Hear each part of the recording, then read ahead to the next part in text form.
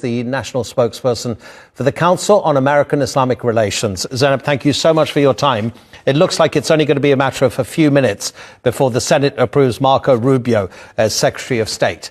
What do you see the next 4 years for the Middle East being with Donald Trump now in the White House again? You know, it's very interesting because right now in Gaza, we are seeing much needed humanitarian aid flowing into the region finally, and the prospect of the phase one of a ceasefire being in effect as of Sunday. But of course, you know, even the legitimacy of that ceasefire is in question, considering the fact that there have been multiple Palestinians, including children, who have been targeted by sniper fire since the ceasefire took effect. Unfortunately, he has surrounded himself with very hawkish, very pro-Israel figures within his administration who have expressed support for very troubling positions, such as the annexation of the West Bank, and who have said in some cases that there is no such thing as a Palestinian, as Mr. Huckabee, who is his nominee, I believe, for the ambassador to Israel. You really have to surround yourself with a team that is going to be looking at solutions that bring real change, and change requires justice.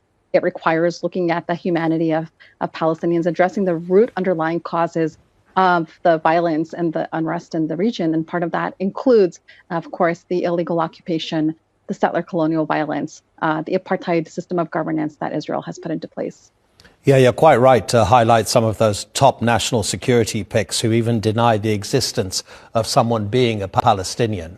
But the thing is, Zainab, if we look back to his first term, everything that he did, recognizing the Israeli annexation of the Golan Heights, recognizing the legitimacy of those illegal Israeli settlements, moving the American embassy and recognizing from an American point of view Jerusalem to be the capital of Israel, when obviously the Palestinians want a two-state solution and to have part of Jerusalem as their territory.